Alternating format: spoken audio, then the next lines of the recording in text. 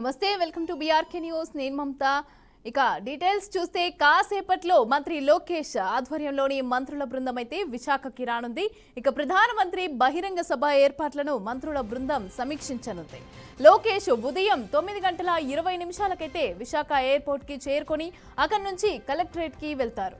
ఉదయం 10 గంటల నుంచి మధ్యాహ్నం 2 గంటల వరకు ఉత్తరాంధ్ర జిల్లాల కలెక్టర్లు, ఎస్పీలు, ప్రజాప్రతినిధులతో సమీక్షలో పాల్గొంటారు. ఇక అనంతరం ఎన్టీఆర్ భవన్ కి వెళ్లి నాయకులు, కార్యకర్తలతో సమావేశమవుతారు.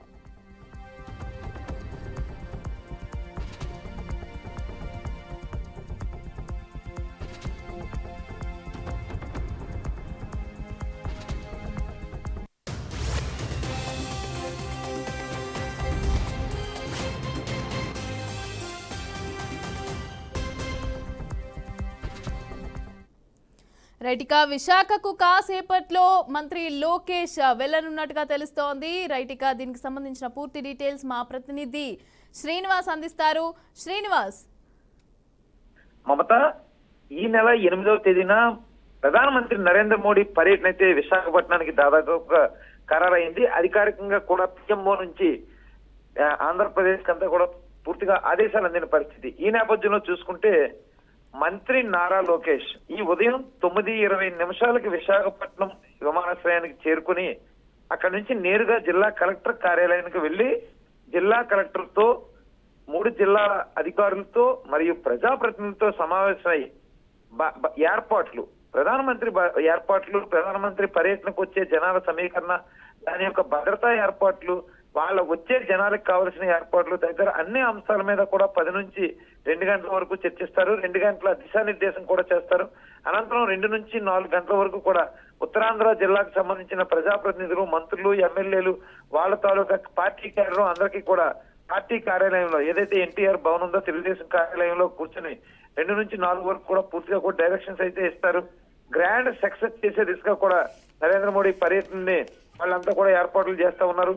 అంటే ఎలక్షన్స్ అనంతరము కూడా తొలిసారిగా ఆంధ్రప్రదేశ్ కు వస్తున్న నరేంద్ర మోడీ విశాఖపట్నంలో పూర్తిగా గ్రాండ్ వెల్కమ్ చెప్పేందుకు ఆయన ఇక్కడ నుంచి వర్చువల్ గా ప్రారంభించే ఏర్పాట్లు, అంటే గ్రీన్ హైడ్రోజన్ హబ్ కావచ్చు, లేదంటే రైల్వే జోన్ కావచ్చు, లేదంటే నక్కపల్లిలో ఉండే ప్రారంభం కానున్న అంటే దీనికి స్టీల్ ప్లాంట్ కావచ్చు, ఇలాగ అనేక అంశాలకి అభివృద్ధి పనులకు శంకుస్థాపన చేయడానికి వస్తున్నారు. కాబట్టి దానికి సంబంధించిన అన్ని ఏర్పాట్లు చేయడానికైతే లోకేష్ అయితే ఇప్పుడు 9:20 విశాఖపట్నం ఎయిర్పోర్ట్ కు రానున్నారు మమత.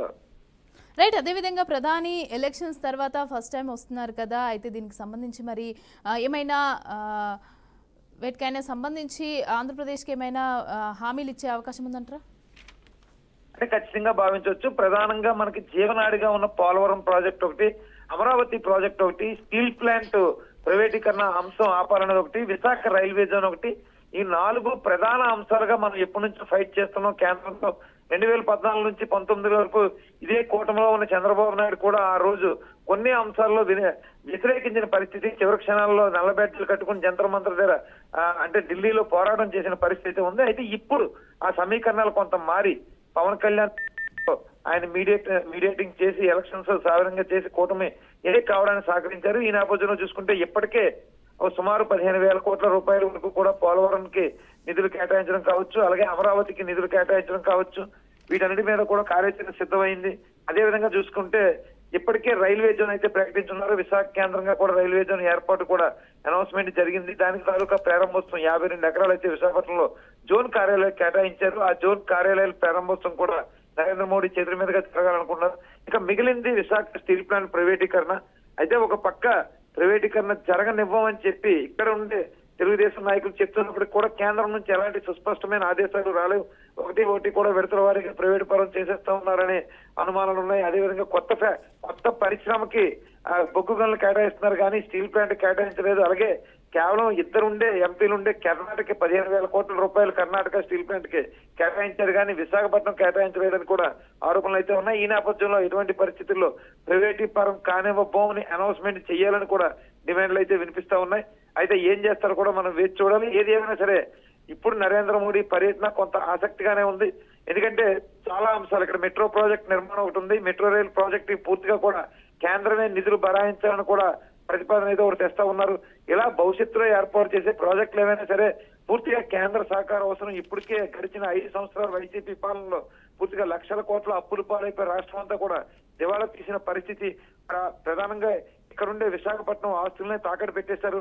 మా 3,500 కోట్ల రూపాయలు, అలాగే వచ్చే లెక్కల మీద వచ్చే సంపాదనని 25,000 కోట్ల రూపాయలు కూడా తాకట్టు పెట్టేశారని కార్పొరేషన్ కూడా పూర్తిగా అప్పులు చేసేశారని ఆరోపణలు అయితే ఉన్నాయి. ఈ నేపథ్యంలో ఈ రాష్ట్రం బాగుపడాలన్నా, ఈ రాష్ట్రానికి చేయూతనివ్వాలన్నా, ఈ రాష్ట్రం పారిశ్రామికంగా అభివృద్ధి చెందాలన్నా, ఈ రాష్ట్రం ఐటీ గానీ లేదంటే పర్యావరణ రంగంలో కానీ అభివృద్ధి చెందాలంటే కేంద్రం సహాయం ఖచ్చితంగా అవసరం. ఎలాగో కూటమి ప్రభుత్వంలో ఉన్నారు కాబట్టి కేంద్రం నుంచి ఎక్కువగా అవకాశాలు రావాలి, కేంద్రం తాలూకా సపోర్ట్ ఉండాలి, కేంద్రం తాలూకా నిధులు మంజూరు చేయాలి.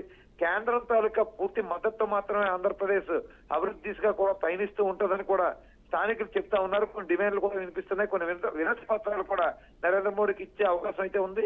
ఆ రోజు నరేంద్ర మోడీ సభలోకి పవన్ కళ్యాణ్ వస్తారు, ఉప ముఖ్యమంత్రి, అలాగే ముఖ్యమంత్రి చంద్రబాబు నాయుడు వస్తారు, మరింత మంది మంత్రులు వస్తారు. కొన్ని ప్రతిపాదనలు చేసే అవకాశం అయితే ఉంది. ఈ ప్రతిపాదనని సానుకూలంగా స్పందించి నరేంద్ర మోడీ ఏ మేరకు ఒప్పుకుంటారు అనేది కూడా వేచి చూడాల్సిన పరిస్థితి అయితే ఉంది మమత.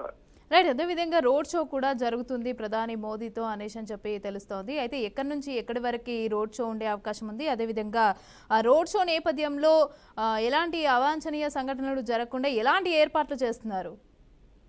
ఓకే మమత, ఆయనైతే ఐఎన్ఎస్ డేగాలో పూర్తిగా కూడా ప్రత్యేక విమానంలో ఐఎన్ఎస్ డేగాలో ల్యాండ్ అవుతారు. అక్కడ నుంచి సిరిపురం వరకు కూడా వచ్చిన తర్వాత సిరిపురం జంక్షన్ నుంచి పూర్తిగా వరకు 5:30 నుంచి అంటే 5:45 నుంచి 6:30 మధ్యలో సుమారు 45 నిమిషాలు ఈ రోడ్ షో జరుగుతూ ఉంటది. ఈ 45 నిమిషాల రోడ్ షోలో సుమారు 60,000 మంది వరకు పాల్గొంటారని చెప్తా ఉన్నారు. ఆ 60,000 మంది రోడ్ షోలో ప్రయాణం చేసేటప్పుడు భద్రతా ఏర్పాట్లు, అక్కడ ఉండే వాళ్ళకి క్రౌడ్కి ఎలాంటి ఇబ్బందులు జరగకుండా తీసుకోవాల్సిన జాగ్రత్తల మీద కూడా ఎప్పటికీ కూడా జిల్లా అధికార యంత్రాంగం అంతా పనిచేస్తున్న పరిస్థితి ఉంది. ఈ 45 నిమిషాల అనంతరం కూడా 6:30 నుంచి 7:30 వరకు కూడా సభలో పాల్గొంటారు. 7:30 వరకు కూడా పలు అభివృద్ధి కార్యక్రమాల శంకుస్థాపనలు అలాగే ఉపన్యాసం జరుగుతుంది. 7:30 అనంతరం ఇక్కడ నుంచి ఆయన భువనేశ్వర్ అయితే పైన అవుతారు. ఎవరైతే నరేంద్ర మోడీ ఉన్నారో దీనికి సంబంధించి నరేంద్ర మోడీ వచ్చిన నుంచి తిరుగు ప్రయాణం అయ్యేంత వరకు కూడా ఎలాంటి అవాంఛనీయ సంఘటనలు జరగకుండా ముందస్తుగా భద్రతా ఏర్పాట్లు చేశారు. బాంబు స్క్వాడ్ ఉంది, డాగ్ స్క్వాడ్ ఉంది. Visakhapatnam commissioner of police Shankhabrata Bagchi పూర్తిగా కూడా జల్లెడ పడుతున్న పరిస్థితి అయితే ఉంది. నిఘా నీడలోనే విశాఖపట్నం అంతా ఉందని మనం చెప్పుకోవచ్చు. ఇప్పటికే నిఘా కెమెరాలు కూడా అన్ని పనిచేస్తూ ఉన్నాయి. నరేంద్ర మోడీ ఎయిర్పోర్ట్ లో ల్యాండ్ అయిన దగ్గర నుంచి తిరిగి పైన అయ్యేంత వరకు కూడా విశాఖపట్నం అంతా కూడా పూర్తిగా కూడా వాళ్ళ కంట్రోల్లోనే ఉంది, పోలీస్ కంట్రోల్లోనే ఉంది. అలాగే స్పెషల్ కమాండ్ అండ్ కంట్రోల్లో ఉంటుంది. నిఘా ఇంటెలిజెన్స్ కానీ స్పెషల్ బ్రాంచ్ కానీ అన్ని విభాగాలు కూడా పూర్తిగా పనిచేస్తున్న పరిస్థితి అయితే ఉంది. ఎలాంటి అవాంఛనీయ సంఘటనలు కానీ ఎలాంటి దురదృష్ట సంఘటనలు కానీ జరగకుండా తగిన జాగ్రత్తలు తీసుకున్నారని మనం చెప్పుకోవచ్చు మమత. రైట్, అదేవిధంగా లోకేష్ తో పాటుగా ఏ అధికారులు అదేవిధంగా నేతలు కానీ ఇప్పుడు విశాఖకు చేరుకునే అవకాశం ఉందంటారు?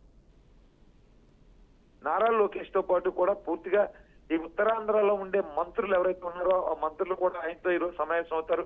కలెక్టర్ హరేందర్ ప్రసాద్ తో పాటు కమిషనర్ ఆఫ్ పోలీస్ తో పాటు 3 జిల్లాలకు చెందిన ఐజీ గోపీనాథ్ జెట్టి కూడా సమావేశంలో ఉంటారు. ఎస్పీలు కూడా ఉంటారు.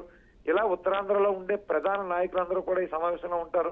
అలాగే 2 నుంచి 4 వరకు కూడా ఏదైతే ఎన్టీఆర్ భవన్ లో కార్యక్రమం జరుగుతుందో ఆ సమావేశంలో వీళ్ళ తాలూకా కొంత క్యాడర్ ఉంటది. వీళ్ళకి పార్టీ కార్యదర్శులు కావచ్చు, ఇలా ప్రభుత్వ విఫ్లు కావచ్చు, ఇలా మంత్రులు కావచ్చు, ఎమ్మెల్సీలు ఎమ్మెల్యేలు కావచ్చు, వాళ్ళందరికీ దిశానిర్దేశం చేసి అంటే వాటర్ సప్లై ఎలా ఉండాలి, బారికేడ్ల దగ్గర ఎవరు ఉండాలి, అలాగే తీసుకొచ్చేటప్పుడు జనసంచారం సమీకరణ జరుగుతున్నప్పుడు ఎలా వాళ్ళని చెదురుమదురు చేసి నీట్ గా సభా ప్రాంగణాన్ని తీసుకురావాలి, మెడికల్ వ్యవస్థ ఎలా ఉండాలి, అలాగే ఏమైనా భోజన వ్యవస్థ అలాంటి ఏర్పాట్లు ఏమైనా చేస్తున్నారు, చేస్తే ఆటి సరఫరా ఎలా ఉండాలి, అలాగే అక్కడ ఉండే మొక్కలు ఇటీవల కాలంలో ఆ ఏయూ ఇంజనీరింగ్ మైదానం అంతా కూడా గతంలో వచ్చినప్పుడు వైసీపీ ప్రభుత్వ హయాంలో మొక్కల్ని తొలగించారు. మళ్ళీ కూడా వన్య సంరక్షణ పేరుతో కూడా పూర్తిగా కూడా మొక్కల్ని అంటే పర్యావరణాన్ని పాడు చేయకుండా పవన్ కళ్యాణ్ నేతృత్వంలో మొక్కలవి నాటారు. ఆ ప్రాంగణంలోనే ఇప్పుడు సభ జరుగుతూ ఉంది. సో అలా ఏర్పాటు చేసిన మొక్కలన్నీ కూడా పర్యవేక్షణ ఒక డిపార్ట్మెంట్ కప్ చెప్తున్నారు. కొంతమంది దాని మీద పనిచేయాలి. ఇలా అన్ని విభాగాల్లో కూడా అంటే మెడికల్ అండ్ హెల్త్ కావచ్చు, ఎమర్జెన్సీ కేర్ కావచ్చు, వాటర్ మొక్కల పరిరక్షణ కావచ్చు, ఇలా అన్ని 10-15 విభాగాలు తయారు చేసుకుని ఆ విభాగాల్లో పూర్తిగా కూడా మంత్రుల్ని ప్రధానంగా ఎమ్మెల్యేని ఎమ్మెల్సీని పెద్దవారిని అక్కడ ఉంచి వాళ్ళ కింద కొంత టీం వేసి ఆ టీం అంతా కూడా పనిచేసే విధంగా కూడా చర్యలు తీసుకుంటూ ఉన్నారు. అంటే రోడ్ షోలో కూడా తగిన జాగ్రత్తలు రోప్వే ప్రభుత్వం ఎన్ని ఏర్పాట్లు చేస్తున్నా సరే పార్టీ పరంగా కూడా లోకేష్ కొంతమంది క్యాడర్ను తయారు చేసి వాళ్ళకు వాలంటీర్లుగా వ్యవస్థను తయారు చేసి ఆ వాలంటీర్ వ్యవస్థ ద్వారా కూడా ప్రొటెక్షన్ ఇచ్చే పరిస్థితి అయితే ఖచ్చితంగా ఉందని మనం భావించవచ్చు. ఆ రోప్వే మార్గదర్శకంగా ఉన్న సుమారు సిరిపురం నుంచి ఏఈ ఇంజనీరింగ్ గ్రౌండ్ సభాస్థలం వరకు కూడా 45 నిమిషాలు జరిగే ఈ రోడ్ షోలో కూడా చాలా జాగ్రత్త. ఎందుకంటే రోడ్ షోలో నరేంద్ర మోడీతో పాటు ప్రధాని పవన్ కళ్యాణ్ కూడా పాల్గొంటారు. పవన్ కళ్యాణ్ కొంత మాస్ ఫాలోయింగ్ ఉంది. అదేవిధంగా చంద్రబాబు నాయుడు పూర్తిగా కూడా వాళ్ళ తాలూకా కార్యకర్తల క్యాడర్ ఉంది. సో క్రౌడ్ అంతా చాలా ఎక్కువగా ఉండే అవకాశం ఉంది కాబట్టి వాళ్ళ ముగ్గురు కూడా రోడ్ షోలో పాల్గొంటారు కాబట్టి ఖచ్చితంగా కూడా అవాంఛనీయ సంఘటనలు కానీ ఏదైనా అంటే తోపులాట్లు తొందరపాట్లు చర్యలు జరగకుండా కూడా తగిన చర్యల్లోనే రోడ్ షోని పూర్తిగా సక్సెస్ చేసేందుకే అన్ని చర్యలు తీసుకున్నారు. ఈ దిశగానే కూడా ఆయన లోకేష్ అయితే దిశానిర్దేశం చేసి పూర్తి ఆదేశాలు ఇచ్చే అవకాశం అయితే ఉందని మనం భావించవచ్చు Mamata. Right, thank you Srinivas, thanks for the updates.